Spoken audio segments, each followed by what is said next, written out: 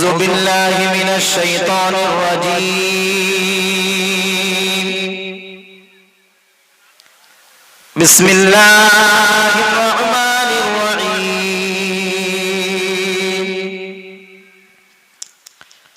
الحمد لله وكفى وسلام على عباده الذين اصطفى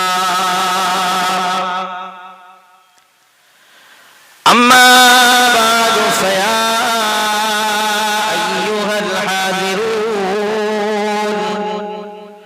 رحمنا ورحمكم الله قال الله سبحانه وتبارك وتعالى في كتابه المجيد وفي الفرقانه الحميد بسم الله الرحمن الرحيم وقال الله إني معكم لئن أقمتم الصلاة وآتيتم الزكاة وآمنتم برسلي وعزرتموهم وأقرضتم الله قرضا حسنا إلى آخر الآية صدق الله العظيم وقال رسول الله صلى الله عليه وسلم في حديثه الشريف الكيس من دان على نفسه وعمل لما بعد الموت والعاجز من أتبع نفسه هواها ثم تمنى على الله أو كما قال عليه الصلاة والسلام وقال تعالى في شأن حبيبه مخبرا وآمرا إن الله وملائكته يصلون على النبي يا أيها الذين آمنوا صلوا عليه وسلموا تسليما محبة درود اللهم صل على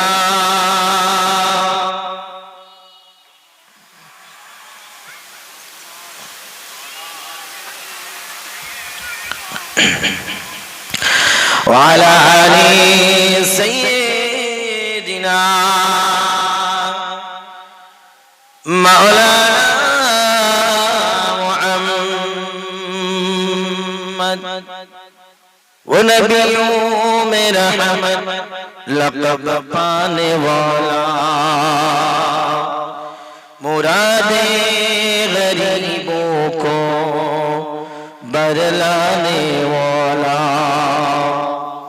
وہ نبیوں میں رحمت لقب پانے والا مراد غریبوں کو بدلانے والا مصیبت میں غیروں کے کام آنے والا وہ اپنے پرائے کا غم کھانے والا اللہم صلی علی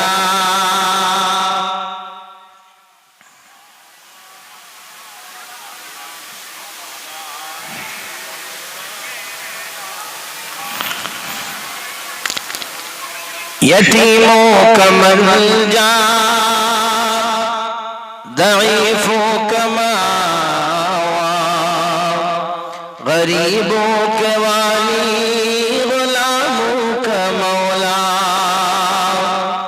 یتیموں کا ملجا ضعیفوں کا ماوا غریبوں کے والی غلاموں کا مولا اتر کر حرا سے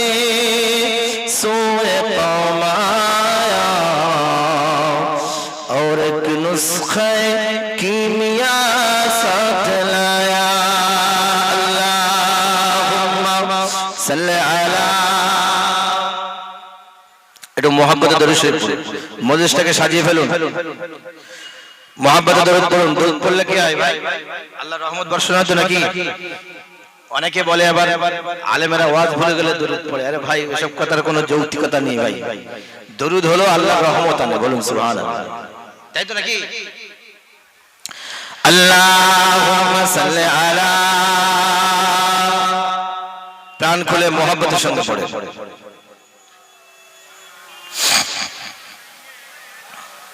وعلى آل سيدنا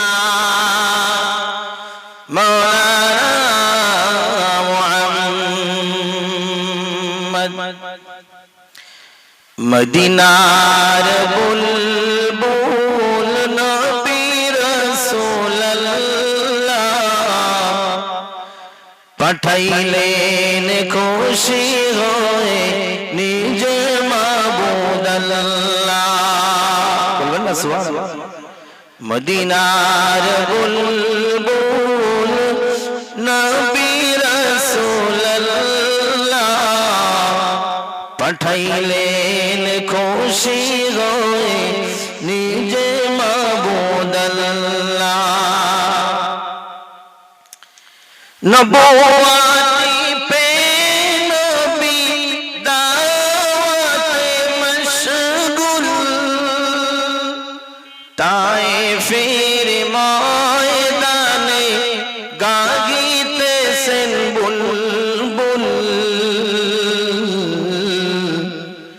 নবুয়াতি pay নবী দাওয়াতে মশগুল তায়েফের ময়দানে গাহিতেছেন বুলবুল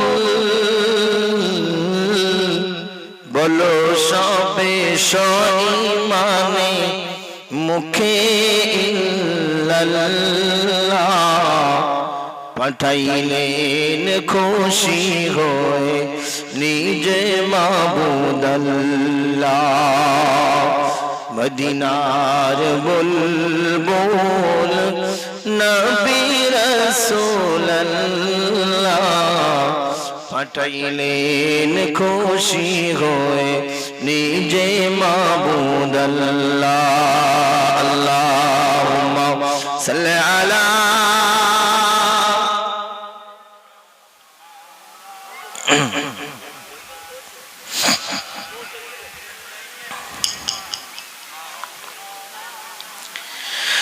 ওয়াহদাত বানি শুনে কে পিল তায়েফি গন নবীকে পাথর মেরে জাহির করিল খুন ওয়াহদাত বানি শুনে কে পিল তায়েফি গন নবীকে পাথর মেরে জাহির করিল খুন মারে পাথর নাকে মুখে না মানিয়া আল্লাহর কে পারে বেশি মারিতে করিয়া আজ পাল্লা মারে পাথর নাকে মুখে না মানিয়া আল্লাহ কে পারে বেশি মারিতে করিয়া আজ পাল্লা সহিতে না পেরে নবী বলেন ইল্লাল্লাহ পাঠাইলেন খুশি হয়ে নিজে মাবুদ আল্লাহ মদিনার বুলবুল নবী রাসূলুল্লাহ পাঠাইলেন খুশি হয়ে নিজে মাবুদ আল্লাহ আল্লাহুম্মা সাল্লি আলা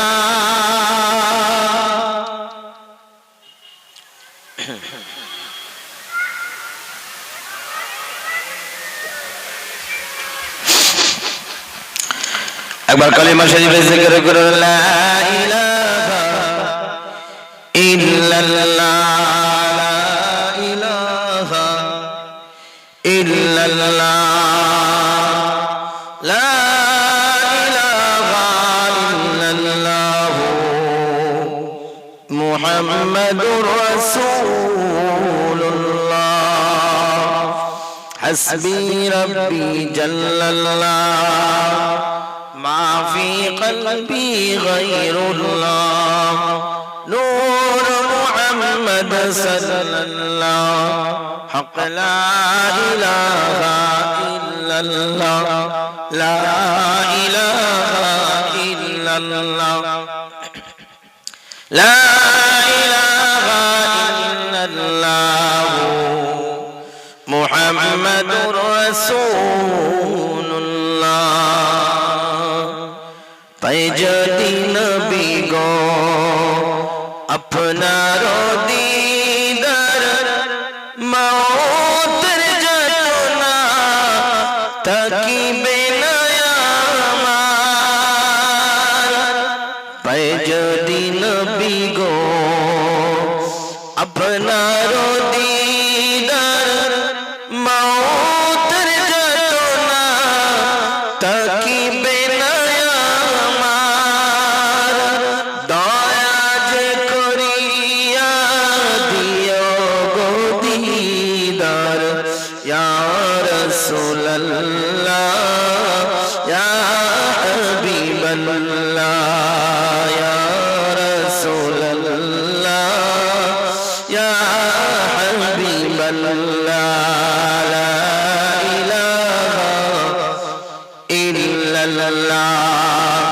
লা ইলাহা ইল্লাল্লাহ লা ইলাহা ইল্লাল্লাহ মুহাম্মাদুর রাসূলুল্লাহ আল্লাহুম্মা সাল্লি আলা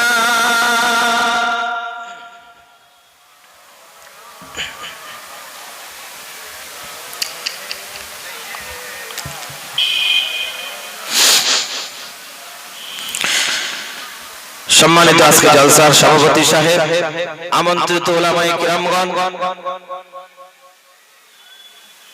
আমার সম্মুখে বসে থাকা দিন দরদি ইসলাম দরদি আল্লাহ ওয়ালা ভাই ও বাবাজিরা, পর্দার অন্তরালে অবস্থিতা সম্মানিত আম্মাজান ও বোনেরা, স্নেহের কচি কাচারা, শ্রদ্ধেয় গ্রামবাসীরা, আল্লাহ পাকের দরবারে অশেষ শুকরিয়া। আল্লাহ পাক আমাদের সকলকে আজকে একটি পাক ও পবিত্র মাহফিলে সকলকে যোগদান করার তৌফিক দান করেছেন। সেই জন্য সেই মহান রবের দরবারে জানাই অসংখ্য শুকরিয়া। সকলে বলি আলহামদুলিল্লাহ। তারপরে জানাই বিশ্বনবী আহমদ মুজতবা মুহাম্মদ মুস্তাফা সাল্লাল্লাহু আলাইহি ওয়াসাল্লামের পাক দরবারে অসংখ্য দরুদ ও সালাম। সকলে বলি সাল্লাল্লাহু আলাইহি ওয়াসাল্লাম। প্যারা হাজিরানে মজলিস, আপনাদের সম্মুখে পবিত্র কালাম পাক শরীফের একটি আয়াতের কিছুটা অংশ পড়েছি, সঙ্গে একটি হাদিস শরীফ পড়েছি। আল্লাহ পাক যদি তৌফিক দেন দু চার কথা বলে আপনাদের কাছ থেকে দোয়া নিয়ে বিদায় নেব। ইতিপূর্বে বিদায়ী বক্তা যিনি ছিলেন তিনি আলোচনা করছিলেন মসজিদ এবং নামাজের বিষয়, নামাজের গুরুত্ব সম্পর্কে। তো এটাকে সামনে রেখে, বর্তমান পরিস্থিতি সামনে রেখে আমি অল্প সময়ের জন্য দু চারটি কথা আপনাদের খেদমতে রাখবো। আপনাদের কাছে আমার আবেদন, মনোযোগ সহকারে যদি শোনেন আর আমি যদি সঠিকভাবে বলতে পারি, আল্লাহ চাইলে উপকারে আসবে ইনশাআল্লাহ। প্যারা হাজরিন, আজকে বলুন, ধর্মের প্রচারকরা, ধর্মীয় মানুষেরা, তারা সাধারণ মুসলমানের কাছে এই দাওয়াত দিচ্ছে তোমরা মসজিদমুখী হও, নামাজে এসো। আর যারা ইসলামের শত্রু, ধর্মের যারা শত্রু, তারা এই মসজিদগুলোকে ধ্বংস করতে চাইছে। মুসলমানদেরকে বিভিন্ন চক্রান্ত করে কি করে নামাজ থেকে দূরে রাখা যায় সেই চক্রান্ত তারা করছে। সঠিক কথা বলছি তো নাকি? আজকে যদি বর্তমানে আমরা হিন্দুস্তানের বাসিন্দা, আমাদের দেশের অবস্থা যদি আমি আর আপনি দেখি, তো আমাদের মসজিদ, মাদ্রাসা, খানকা, ঈদগাহ এসবগুলো সব হস্তক্ষেপ করা হচ্ছে কিনা? বিভিন্ন কারণে, বিভিন্ন প্রসেসে, বিভিন্ন মাধ্যমে, বিভিন্ন প্রক্রিয়ায় এগুলোকে হাতানোর চেষ্টা চলছে কিনা? আর আমাদের মতো এরকম প্রতিষ্ঠিত আর অপ্রতিষ্ঠিত গ্রামের ইমাম সাহেব, গ্রামের মাওলানা সাহেব, হাবেজ সাহেব, সাধারণ ধর্মপ্রাণ মুসলমানরা তারা মানুষদেরকে বলছে তোমরা নামাজের পথে এসো, মসজিদের প্রতি মহব্বত করো, তাই তো নাকি? ঈমান ইসলামের দিকে ফিরে এসো। আচ্ছা ভাই, আমরা দেখছি এত পয়সা খরচা করে, এত আলাপ আলোচনা করে, আমি অল্প সময় বলবো, কিন্তু গ্রামের ছেলে তো আমি অল্প সময় কিন্তু বলবো, কিন্তু আসল কথাটা বলার চেষ্টা করব। এই জন্য আপনাদের কাছে আমার দাবি, আমি 10 মিনিট বলি আর 15 মিনিট বলি, একটু মনোযোগ সহকারে শুনবেন। আসল বিষয়টা একটু আপনাদের কাছে একটু ধরিয়ে দেওয়ার চেষ্টা করব, তাই তো নাকি? তো বলুন আজকে আয়োজন কিসের জন্য? যাতে করে মানুষ ধর্মের পথে আসে, ধর্মের বাণী শুনে। এখানে আলেমেরা কি বলবেন? ঈমানের কথা বলবেন, ইসলামের কথা বলবেন, মুসলমানদের সংরক্ষণের কথা বলবেন, কি বর্তমান পরিস্থিতি, মুসলমানদের কি করণীয় সেই সব বিষয়ে বলবেন। নামাজ পড়লে কি হবে, ইহকাল পরকালে কি উপকার হবে, মসজিদ মুখী হলি মানুষের কি উপকার হবে, ইহকালের কি উপকার হবে, পরকালের কি উপকার হবে, এইসবই তো বলবেন। তাহলে ভাই, আর যারা ধর্মসভাগুলো দিচ্ছেন বিভিন্ন চেষ্টার মাধ্যম দিয়ে, পয়সা দিয়ে, শ্রম দিয়ে, চিন্তা ভাবনা দিয়ে, তাহলে এত আয়োজন করেও মানুষকে পথে আনা যাচ্ছে না। কিন্তু যারা নামাজের শত্রু, মসজিদের শত্রু, ইসলামের শত্রু, তারা একটা করে ডোজ দিচ্ছে ভাই, আর আমরা এক ডোজের সপ্তাহ, তাই কিনা বলে? হ্যাঁ, মসজিদ কি মসজিদের দরকার আছে কিনা? মসজিদের দরকার কখন? যখন নামাজি বাড়বে তখন তো নাকি? এই বলুন তাহলে হিসেবে আপনি বলুন, গ্রামের লোকের সংখ্যা বেড়েছে কি কমেছে বলুন? কিন্তু সেই অনুপাতে নামাজির সংখ্যা, আর যদি ওরা নামাজির সংখ্যা বাড়ে, কিন্তু প্রকৃত ইমানদারের সংখ্যা তো কমে যাচ্ছে দিন দিন, তাই তো নাকি? তাই তো নাকি? তাহলে ওয়াজ শুধু শুনলে হবে না, ওয়াজ শুনতে হবে। ডাক্তারের কাছে আমরা যাই কিসের জন্য বলুন? রোগ নির্ণয় করার জন্য, রোগ চিনবে, সেই মতো প্রেসক্রিপশন করবে, ওষুধ লিখবে, আমরা সেই ওষুধগুলো সেবন করব, রোগ থেকে মুক্তি পাবো, এটাই তো উদ্দেশ্য নাকি বলুন? এই বলুন। তাহলে ভাই আমি এই সংক্ষেপ কথা দুটো বললাম, যে ধর্মের প্রচারকরা, মুসলমানদের যারা গার্জিয়ান, আলেমে দিনেরা, পীর বুজুর্গ দরবেশেরা, তারা সাধারণ মানুষকে মসজিদের পথে ডাকছেন, নামাজের দিকে ডাকছেন, আহ্বান করছেন। আর ইসলামের শত্রু যারা, মসজিদের শত্রু যারা, মুসলমানদের শত্রু যারা, তারা বিভিন্ন প্রক্রিয়ায় চাইছে যে মুসলমানদেরকে কিভাবে মসজিদ থেকে সরানো যাবে, নামাজ থেকে দূরে করা যাবে। কিন্তু ভাই,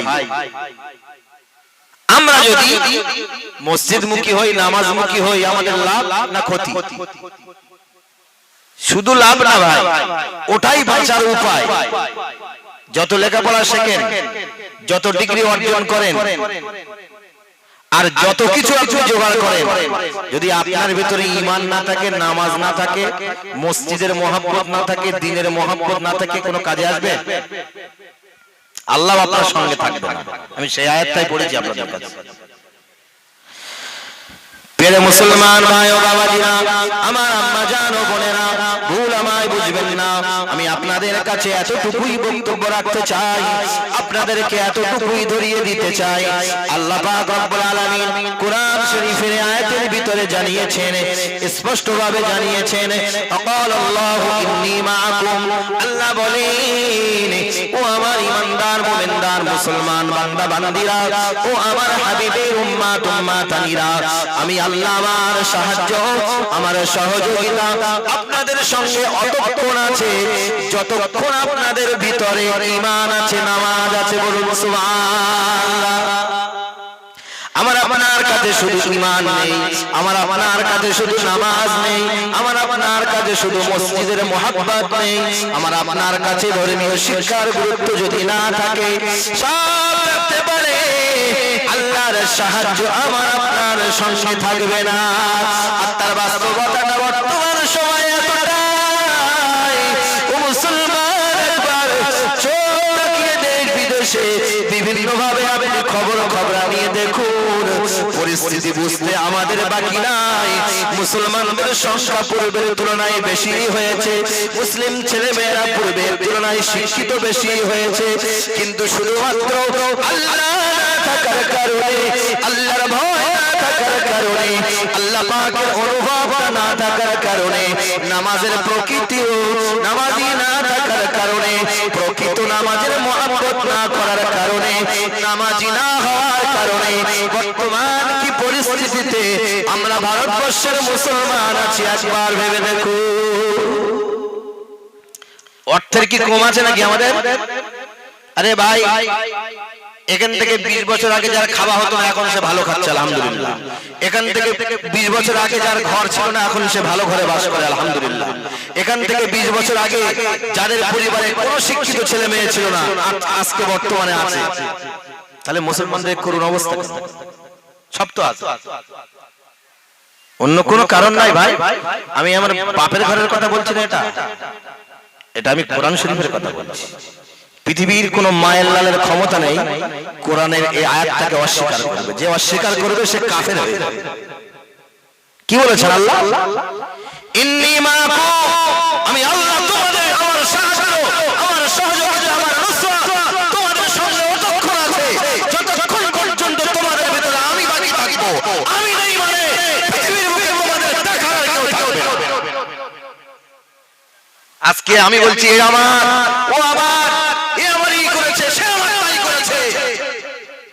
কেউ আমার অভিভাবক, কেউ অভিভাবিকা, মুসলমান খোদার কসম করে বলছি, এই বিশ্বাস অন্তরে যদি না থাকে, तमाम পৃথিবীর শক্তি দিয়ে যদি আপনি কাফেরদের থেকে বাঁচতে চান, পারবেন না বাঁচতে, শুধুমাত্র আল্লাহর সাহায্য ছাড়া। অনেক ওয়াজ শুনেছি আমরা, অনেক ওয়াজ হয়ে গেছে সমাজে, ধর্ম ব্যবসাটাও তুঙ্গে উঠছে এখন, ধর্ম ব্যবসাটাও তুঙ্গে উঠছে।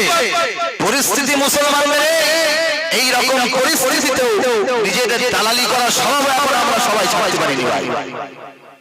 কবে মুসলমানদেরকে সঠিক নির্দেশনা দেব, যারা দিচ্ছেন আলহামদুলিল্লাহ, যারা বোঝেন না বাকি আছেন চলে আসেন, আল্লাহ ইসলামের পথটাকে আঁকড়ে ধরে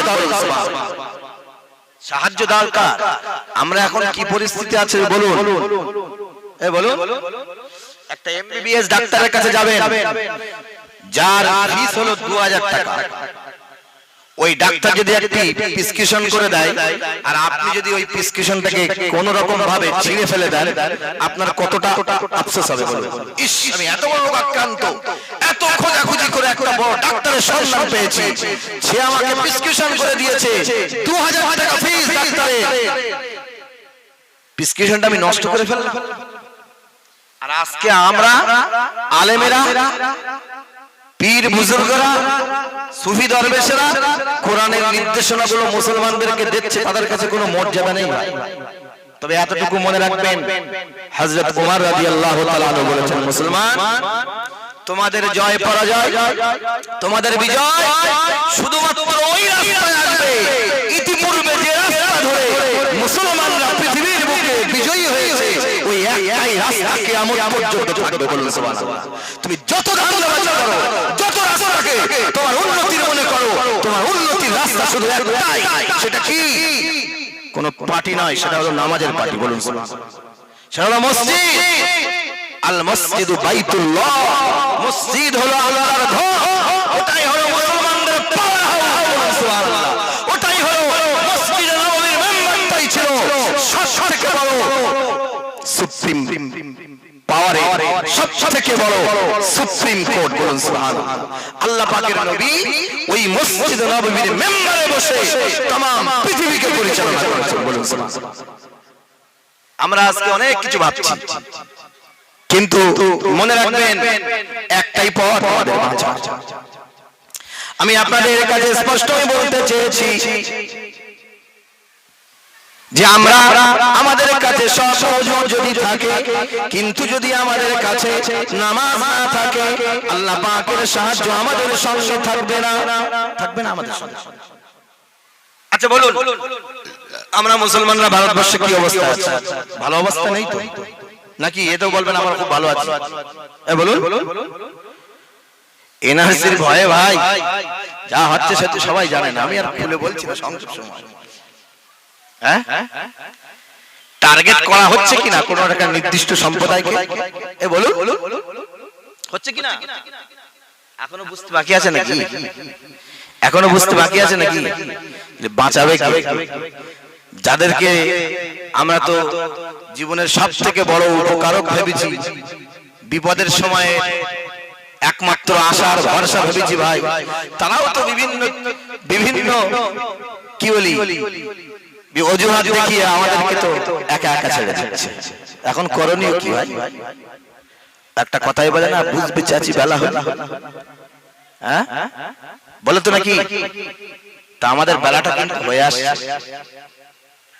আমি ছোট মানুষ, ছোট রকম ভাবে বলছি, আমার থেকে যারা মহান আমরা মহান ভাবে বলবো, তবে এতটুকু ধরিয়ে দেয় আপনি বাঁচার একটাই রাস্তা চলে আসে, কোনো উপায় নাই মুসলমান।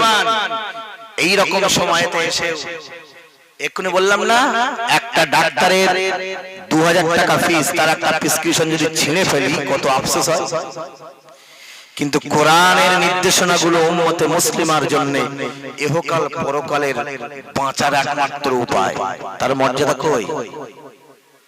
তো দেবে না তুমি আর আমি মর্যাদা? আল্লাহর কিচ্ছু যায় আসে না ভাই, আল্লাহর কিচ্ছু যায় আসে না, মরবো আমি আর আপনি। কেন জানেন? আল্লাহ মহব্বত করেন, ভালোবাসেন, ঈমানদারদেরকে নির্দেশনা দিয়েছেন, বারবার নির্দেশনা দিয়েছেন, মায়া করে কাছে টেনে ডেকে বিভিন্ন ভাবে বুঝিয়ে সদুপদেশ দিয়ে উপকার বলে ক্ষতি বলে ভয় দেখিয়ে আল্লাহ আমাকে আপনাকে বাঁচাতে চেয়েছেন। আমরা যদি আল্লাহর নির্দেশনাটা না মেনে নেই, তাহলে আল্লাহর কি কোনো ক্ষতি হবে? বলুন, ক্ষতি হবে? মনে রাখবেন মুসলমান, আজকে আমরা পৃথিবীর বুকে 200 কোটিরও বেশি আছি, কিন্তু মুসলমানদের অবস্থানটা পৃথিবীর বুকে আজকে আর মোটেও এমন প্রভাবওয়ালা নয় যেটা অন্যরা প্রভাবিত হবে। 200 কোটি আছি আমরা, কিন্তু আমাদের দ্বারা কোনো কাজ হচ্ছে না। কিন্তু মনে করুন সেই বদরের কথা, বদরের যুদ্ধের কথা, 313 জনা ওয়াল টোটাল পৃথিবীর কাফের বেঈমানদের এগেইনস্টে, তাই না? तमाम পৃথিবীর ইসলাম বিরোধীদের এগেইনস্টে 313 জন। এই শুনেছেন তো নাকি? শুধু ধরিয়ে দেই আপনাদেরকে, নামাজ কেন পড়তে হবে? নামাজেই একমাত্র আল্লাহর সাহায্য। নামাজ ছাড়বেন আল্লাহর কোনো সাহায্য থাকবে না। ডিগ্রিদারি হবে, লেভেলদারি হবে, পয়সাওয়ালা হবে, মর্যাদাওয়ালা হবে, গদিওয়ালা হবে, সব হবে। নামাজ না থাকলে আল্লাহর সাহায্যটা ওঠাবো। আল্লাহর সাহায্য যখন থাকবে না ভাই, কি হবে? সবে শুরু, এখনো সবে, अभी तो সবে শুরুआत है, बहुत कुछ बाकी है भाई देखने के लिए। তো যদি শুধরে যায় ভালো হবে ইনশাআল্লাহ, আর যদি না শুধরাই তাহলে নিজের সর্বনাশ নিজেরাই ডেকে আনবো। এটাই তো নাকি? আমার কথা বুঝতে পারছেন তো? বুঝতে অসুবিধা হচ্ছে না? বদরের যুদ্ধের কথা চিন্তা করুন, 313 জন সাহাবাদেরকে নিয়ে আল্লাহর নবী চলে গেলেন বদরের ময়দানে। বাবা কিতাবের ভিতরে লেখা আছে, ইতিহাসের ভিতরে লেখা আছে, আমার রাসূলুল্লাহ 313 জন মুসলমানদেরকে নিয়ে, দুর্বল মুসলমানদেরকে নিয়ে तमाम পৃথিবীর ইসলাম বিরোধীদের মোকাবেলায় চলে গেলেন। রাসূলুল্লাহ বদরের প্রান্তরে গিয়ে তাঁবুর ভিতরে কেঁদে জারে জার হতে লাগলেন। আল্লাহ পাকের নবীর প্রিয় সাহাবী হযরত আবু বকর সিদ্দিক রাদিয়াল্লাহু তাআলা আনহু আল্লাহ নবীকে দেখলেন, তিনি এত কান্না কাঁদছেন, এত কান্না কাঁদছেন। হযরত সিদ্দিক আকবর বলছেন, ইয়া রাসূলুল্লাহ এত কান্না কাঁদে, আল্লাহ তো আপনার সাহায্যের ওয়াদা করেছে, কেন কাঁদে না? তো আল্লাহ কাছে বদরের প্রান্তরে তাঁবুর ভিতর থেকে কেঁদে যারে যার হতে লাগলে আল্লাহর কাছে দোয়া করতে লাগলে আল্লাহুম্মা ইন তুহলিক হাযিহিল ইসাবা লান তু'বাদু আবাদা। আল্লাহ তাম পৃথিবীর বুকে আপনার কোটি কোটি কোটি কোটি বান্দা বান্দির ভিতরে এই মাত্র 313 জোড়া নামাজি বান্দাকে নিয়ে এসেছি। আল্লাহ এই ছোট দলটাকে যদি আজকে কাফেররা শেষ করে দেয় তামাম পৃথিবীর কোটি কোটি কোটি কোটি বান্দা বান্দির ভিতরে আপনার ইবাদত করার আর কেউ থাকবে না। বান্দা তো থাকবে হাজারে হাজারে লাখে লাখে কোটি কোটি থাকবে, কিন্তু আপনার নামাজি বান্দা আর থাকবে না। আল্লাহ এই সময়তে আমার রাসূলুল্লাহকে সান্ত্বনা দেওয়ার জন্য জিবরিল আমিনকে পাঠালেন। জিবরিল আমিন এসে আল্লাহ নবীকে বললেন, ইয়া আখি মুহাম্মদ সাল্লাল্লাহু আলাইহি ওয়াসাল্লাম, এ ভাই মুহাম্মদ সাল্লাল্লাহু আলাইহি ওয়াসাল্লাম কাঁদবেন না, কাঁদবেন না। আল্লাহ পাক আপনাকে সুসংবাদ দিয়েছে, আল্লাহ পাক আপনার বিজয় দান করবেন, আপনি কাঁদবেন না। আল্লাহ পাক আপনার বিজয়ের ফয়সালাটা করে দিয়েছেন। ওই যে আপনি বলেছেন আল্লাহ যদি এই 313 জোড়া নামাজি ব্যক্তিকে ধ্বংস করে দেন, এরা যদি আজকে শহীদ হয়ে যায়, আল্লাহ দুনিয়ার কোটি কোটি বান্দা বান্দির ভিতরে আপনার ইবাদত করার মতো আর কেউ থাকবে না, নামাজ পড়ার মতো আর কেউ বাকি থাকবে না। আল্লাহ পাক এটা সহ্য করবেন না। तमाम পৃথিবী থাকবে আর আপনার নামাজি বান্দা থাকবে না। সেদিন কেউ নামাজি থাকবে না, ইমানদার কেউ আর থাকবে না, এই দুনিয়াও সেদিন আর থাকবে না।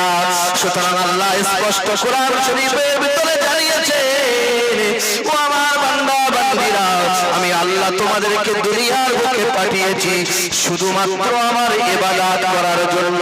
তাই তো নাকি? শুধু আমার ইবাদত যদি না হয় আমি আল্লাহ কোনদিন কাওয়ারা করব না, কোনদিন সহ্য করব না। আমার ইবাদত হবে আমার দুনিয়ায়, আর এই দুনিয়ায় আমি বাঁচিয়ে রাখবো, এই দুনিয়া বাকি রাখবো, এটা কোনদিন সম্ভব না। যতদিন ইবাদত আছে, নামাজ আছে, ঈমান আছে, ততদিন দুনিয়া আছে। আমার বাপের ঘরের কথা বলছি, আল্লাহর কোরআনের কথা বললাম। আমা খালাকুল জিন্না ওয়াল ইনসা ইল্লা লিয়াবুদুন, আমি মানুষ জাতিকে জিন জাতিকে দুনিয়ার জমিনে আমি সৃষ্টি করেছি, বানিয়েছি শুধুমাত্র আমার ইবাদতের নিমিত্তে। মানুষ সৃষ্টি করার উদ্দেশ্য আমার একটাই, সেটা হলো মানুষ জাতি আমার ইবাদত করবে, আমার গোলামি করবে। সুতরাং মানুষ জাতি আমার খাবে, আমার দেওয়া সুবিধা নেবে, আমার দেওয়া নিয়ামত সব গ্রহণ করবে, অথচ আমার ইবাদত করবে না, আমার কেরাই করবে না। আমি আল্লাহ স্পষ্ট কথা বলে দিলাম, যেদিন নামাজি থাকবে না, ইবাদতকারী থাকবে না, আমি আল্লাহ দুনিয়াকে আর দুনিয়া রেখে দেব না, কিয়ামতে ফেলবো। বুঝতে পারছেন? তাহলে নামাজের গুরুত্ব আছে কি নেই বলুন? শিক্ষিতের কি অভাব? যোগ্য ব্যক্তির কি অভাব? অভাব শুধু প্রকৃত নামাজি ব্যক্তির। সেই 313 জনের নামাজ কেমন ছিল ভাই বলুন? वो एक सजदा जिसे तू गिरा समझता है, हजारों सजदे से मिलती है आदमी को नजात। बोलो सुभान अल्लाह। একটা সিজদা, রুকু, এটা আমরা অনেক ভারী মনে করি, তাই না? কিন্তু এই রুকু সিজদার মাধ্যম দিয়ে দুনিয়ার বুকে আমাদের শান্তি আর সংরক্ষণ আসবে। বলুন সুবহানাল্লাহ। অথচ কোথায় নামাজ? দুনিয়ার বুকে বিভিন্ন শিক্ষা শেখানোর জন্য আমরা আমাদের সন্তানদেরকে লাখ লাখ টাকা খরচা করে তাদেরকে প্রতিষ্ঠিত করে দেওয়ার চেষ্টা করছি, কিন্তু এটা কি কোনোদিন ভেবেছি আল্লাহ যে উদ্দেশ্যে আমাদেরকে দুনিয়ার বুকে পাঠিয়েছেন তার ইবাদতের উদ্দেশ্যে, তার ইবাদতের নিমিত্তে আমরা ইমানদার মুসলমানরা কি কোনোদিন এটা ভেবেছি যে নামাজটাকে শেখানো দরকার আছে, ছেলে মেয়েদেরকে পরিবারে নামাজের পাবন্দ করানো দরকার আছে? এটা কি কোনোদিন দায়িত্ব হিসেবে ভেবেছি? সংসারের কাজ জন্য এটা কি ভেবেছি? যে ছেলে মেয়েকে সব সাহায্য করানোর আগে আগে নামাজি বানাতে হবে, ভেবেছি তো ভাই নামাজ পড়বো না। আর আল্লাহ ওদিকে বলছেন কোরআনে যে আমি ততক্ষণ তোমাদের সাথে যতক্ষণ তোমাদের ভিতরে নামাজ আছে। স্পষ্ট কথা, ইন্নী মাআকুম লা ইন আকামতুমুস সালাহ, যদি নামাজ প্রতিষ্ঠিত করো তাহলে সঙ্গে আছি, আর না তো নেই। আর আজকে আমরা মুসলমানরা বলছি কি বলছো, আমি নামাজ পড়ি না তা কি হয়েছে আমার ঈমান, আমি রোজা করি না তা কি হয়েছে আমার ঈমান আছে। আরে ভাই তাহলে আল্লাহর কথাটা কি উল্টো হয়ে যাবে?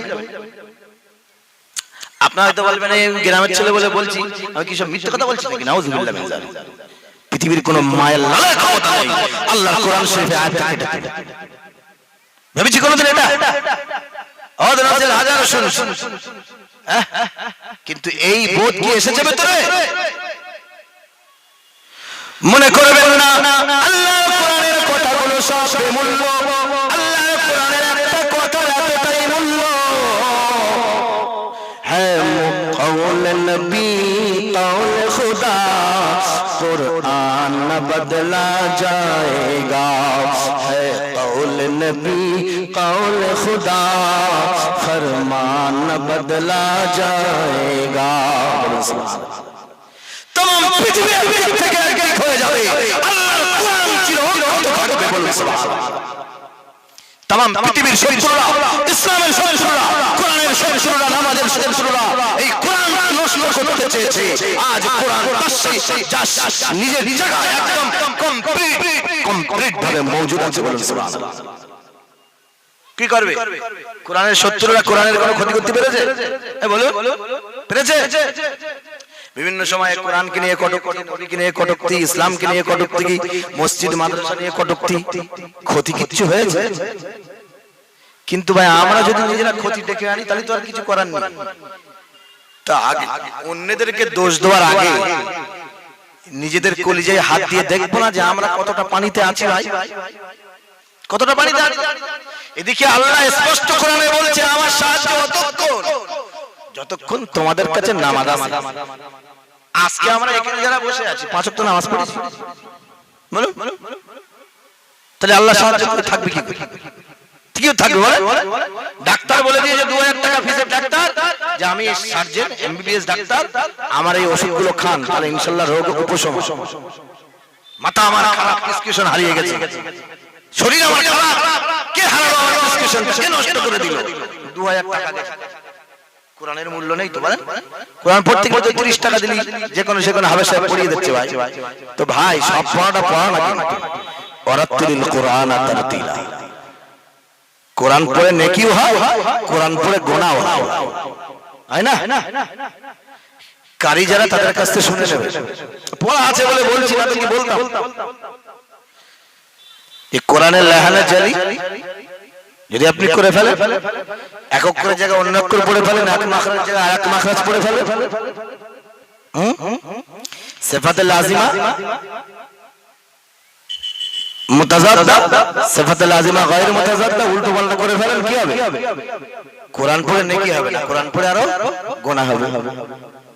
তো কোরআনটাকে তো আমরা মনে করেছি কি ওটা ধর্মীয় গ্রন্থ, নাউযুবিল্লাহ মিন যালিক। শুধু কি ওটা ধর্মগ্রন্থ? বিশ্ব মানবতার নাজাতের ফর্মুলা, বলুন সুবহানাল্লাহ। কোরআন হলো বিশ্ব মানবতার নাজাতের ফর্মুলা, ওটাই হলো নীতি, ওটাই হলো রীতি, ওটাই হলো কনস্টিটিউশন, ওটাই হলো কানুন, ওটাই হলো নির্দেশনা। কই মানছি ভাই, কই মানছি? আজকে বড় আফসোসের সঙ্গে বলতে যাচ্ছে, আমরা যারা কোরআনের মানে মানে ইসলামের যারা আমরা প্রচারক বলে দাবি করছি, আমরা নিজেরাই তো অনেকে কোরআন শরীফ শুদ্ধ করে পড়তে পারি না ভাই। হচ্ছে না? আজকে সমাজে 4 ঘন্টা করে অনেক বক্তা এমন আছে 4 ঘন্টা জলসা, 10টা গজল, একটা কোরআনের আয়াত শোনা যায় না। কি নির্দেশনা দেবে ভাই? অথচ আমরা তার প্রতি পাগল। আমি বলে হিংসা করে বলছি না, বাস্তবটা বলছি, বাস্তবটা বলছি। জ্ঞানের মূল্যায়ন করি না আমরা, যাদের কাছ থেকে কিছু নির্দেশনা পাবো সেই রকম জ্ঞানের মূল্যায়ন আমরা করি। কেন ভাই? তাহলে ইসলাম কি শুধুমাত্র নাম মাত্র? ইসলামই হলো প্রকৃত বাস্তব, ইসলামই হলো প্রকৃত হাকিকত, ঈমানই হলো প্রকৃত বাস্তবতা, বলুন সুবহানাল্লাহ। প্যারা হাজির আমার তো স্পষ্ট আল্লাহর কোরআন বললেন যে আমি অতক্ষণ আছি যতক্ষণ তোমাদের কাছে নামাজ আছে। তাই নামাজি হতে হবে তো নাকি? আজকে আমরা হিন্দুস্তানের মুসলমান, আমরা যদি মনে করি আমরা আজকে সংরক্ষিত নয়, আমরা আজকে সুরক্ষিত নয়, আমরা আমাদের হককে বুঝে পাচ্ছি না, আমরা আমাদের প্রকৃত ইনসাফকে পাচ্ছি না, একটাই মাত্র রাস্তা আছে, একটাই মাত্র ফর্মুলা আছে, আল্লাহর কোরআনের ফর্মুলা, আল্লাহর কোরআনের নির্দেশনা। আপনি শুধু নামাজি হয়ে যান, প্রকৃত ঈমানদার হয়ে যান, আল্লাহ পাক আপনার প্রকৃত ইনসাফের ব্যবস্থা করে দেবেন, আল্লাহ পাক আপনাকে প্রকৃত হককে পাইয়ে দেবেন, আল্লাহ পাক আপনাকে সাহায্য করবেন, আমাকে আপনাকে আল্লাহ এমন সাহায্য করবেন, এই বর্তমান এই নাজুক পরিস্থিতি কাটিয়ে আল্লাহ পাক আমাদেরকে সুদিন আবার তো ফিরিয়ে দিতে পারে কি পারে না বলুন? লাল্লাল্লাহ ইহদিসু বা'দা যালিকা আমরা, আল্লাহ পাক স্পষ্ট বলেছেন ও মুসলমানেরা, দ্বীন হারারা, ইসলাম হারারা, নামাজ হারারা, শরিয়াত হারারা, নতুন করে আবার চলে এসো, ইসলামের দিকে ফিরে এসো, হিদায়াতের রাস্তায় ফিরে এসো। লাল্লাল্লাহ ইহদিসু বা'দা যালিকা আমরা, এটা কোনো অসম্ভব ব্যাপার নয়। আল্লাহ পাক আপনাদেরকে আমাদেরকে আবার সকলকে এই কঠিন পরিস্থিতিকে কাটিয়ে তুলে আবার ভালো দিন আল্লাহ ফিরিয়ে দিতে পারে, বলুন আল্লাহুম্মা আমিন। কিন্তু আমাদের আসতে হতে, ফিরে তো আসতে আপনাদের কাছে আমি যে বদরের কথা বলছিলাম, 313 জন যখন तमाम পৃথিবীর ইসলাম বিরোধীদের এগেইনস্টে চলে গেলেন, আল্লাহর নবী কেঁদে জারজার হয়ে গেলেন, আল্লাহ এই 313 জন এদের তেমন প্রস্তুতি নেই, এদের তেমন সাজেশন নেই, আল্লাহ শুধুমাত্র আপনার সাহায্য যদি এদের সঙ্গে না থাকে, আপনার নামাজি বান্দা দুনিয়ার বুকে আর থাকবে না, আপনার নাম নেওয়া বান্দা দুনিয়ার বুকে আর থাকবে না।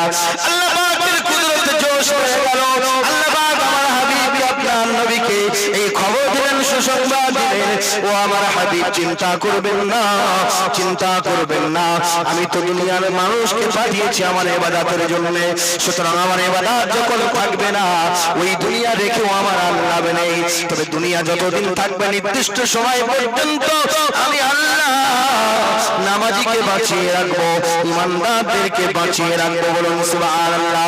আপনি 313 জন মনে করছেন কেন? আমি আল্লাহ আমার সাহায্য কি, আমার সাহায্য কি নেই, আমি আল্লাহ আমার সাহায্য, আমার বিভিন্ন ফোর্স আপনার সাহাবাদের সঙ্গে সাহায্য সঙ্গী হিসাবে কাজ করবে, বলুন সুবহানাল্লাহ। এই কাজ করিনি, ইতিহাস খুলে দেখেন, ইতিহাস খুলে দেখেন, সোনার অক্ষরে লেখা আছে মুসলমান, আমি আর তুমি মরে যাবো, ইতিহাস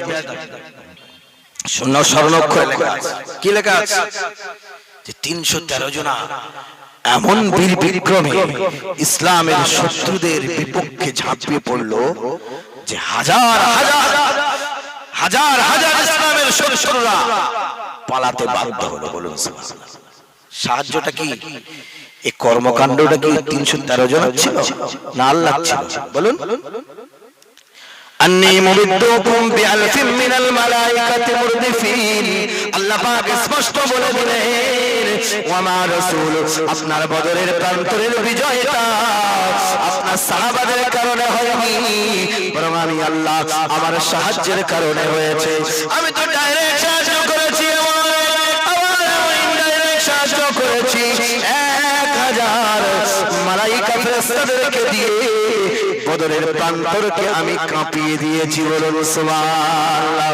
ও মুসলমান, আফসোসের সঙ্গে বলতে হয়, পূর্বে মুসলমানেরা ছিল কোন বিপদে পড়লে আল্লাহর সাহায্য চলে আসতো, আল্লাহর ফেরেশতারা মুসলমানদের বাঁচানোর জন্য চলে আসতেন, আর আজকে আমরাও এমন মুসলমান, লাখো লাখো মরে যাচ্ছি, লাখো লাখো অপমানিত হচ্ছি, লাখো লাখো কেটে যাচ্ছি, শিশু বাচ্চারা মরে যাচ্ছে, মা বোনরা ইজ্জত হারা হচ্ছে, লুণ্ঠিত হচ্ছে, আল্লাহর ফেরেশতা সাহায্যের জন্য কেন নামছে না? এই প্রশ্নটা কোনদিন আসছে মাথা? শুধু শুনে যাচ্ছি, শুধু সাইনবোর্ডের দিকে দেখছি যে কার লেভেল কতটা বড়, কার সাইনবোর্ড কত বড়, যারা নিজেরা নিজেদের বিবেকের কাছে প্রশ্নের সম্মুখীন, তারা মুসলমানদের নির্দেশনা কি দেবে? ভাই মুসলমান তোমার বিবেক জাগবে কবে? তুমি কবে মূল্যায়ন করবে সত্য? সত্যের মূল্যায়ন করতে যে তোমার 100 বছর তুমি পিছিয়ে যাচ্ছ, তোমার কোনো কাণ্ড হবে না। সাইনবোর্ড রেখে দেন, প্রকৃত বাস্তবতার দিকে চলে আসে, প্রকৃত বাস্তবতার দিকে চলে আসে। ব্যক্তি স্বার্থ স্থাপনকারীদের থেকে মুসলমান শ্রদ্ধা, যা ইসলামের স্বার্থ বোঝে না, জাতির স্বার্থ বোঝে না, তাদের কাছ থেকে ইসলামের জ্ঞান নেওয়ার দরকার নেই। আর কথাটা হয়তো সত্য কথা বলা যাচ্ছে ভাই, এটা গ্রাম বলে বলছি, কথাকে বলতে বলা তো দরকার ভাই, সত্য কথা সব জায়গায়। তবে এতটুকু ফর্মুলা মাথায় দিয়ে না, ব্যক্তিগত স্বার্থের উপরে যা জাতিগত স্বার্থের প্রাধান্য দিতে পারে না, তাদের দ্বারা জাতির কোনো উন্নতি হবে না।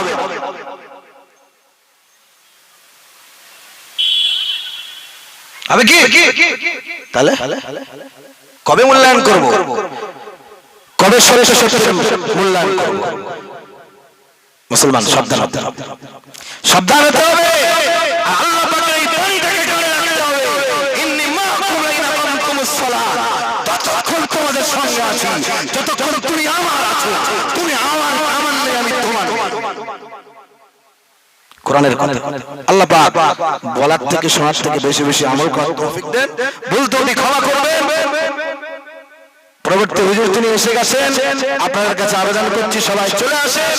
আল্লাহ পাক আমাকে আপনাকে এখানে বসাটা যদি কবুল করে মহা উপকার হবে। সকলে বলুন আল্লাহুম্মা আমিন। ওয়া আখিরু দাওয়ানা আলহামদুলিল্লাহি রাব্বিল আলামিন। একবার মুহাব্বতে দরুদ শরীফ পড়ুন। আল্লাহু আকবার, সাল্লি আলা